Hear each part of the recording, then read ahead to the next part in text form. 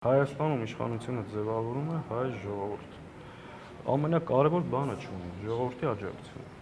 Հիմա պարզ է, որ Էրդողանն էլ, հիմա Ալիևը ընտրակաշառք է բաժանում, դարել է Նիկոլ Փաշինյանի նախընտրական շտաբի պետը, ցորային, չգիտեմ, բենզին, այս առաջիկայում նոր բաներ կուղարկի։ Բայց ինչի դեմ եք առևտրի այդ առաշուտ չի, դա ուղիղ ընտրակաշառք է, որի դիմաց վճարելու ենք տարածքով եւ արյունով։ Այդ անելու են, բայց այստեղ խնդիրը հետեւյալն է, մեր ժողովուրդը ընդունելու է դա, թե ոչ, եւ արդյոք ժողովուրդը աջակցելու է, թե ոչ։ Եթե ժողովուրդը չաջակցի, ես կարծում չի աջակցելու, ով դրսից ասում են արժևում կգնքվի, վենսը եկավ Հայաստան,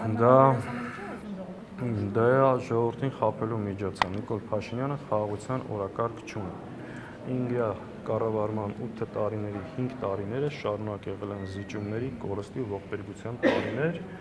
իսկ վերընտրվելուց հետո շարունակելու հանձնել։ Երբ որ իրանցից մեկին տեսնեք, խնդրում եմ ուղիղ հարցրեք։ Այն որ ասել եք Հայաստանի տարածքում տիրապետության տակ կան ադրբեջանական տարածքներ, խոսքը ինչի մասին է։ Այսինքն արդյոք պատրաստվում եք օրինակ Տիգրանաշենը հանձնել։ Մարդը ուղիղ հայտարարել է, չէ՞, եթե վերընտրվեմ, հանձնելու եմ։ Հետևաբար ինչ խաղաղության օրակարգի մասին է։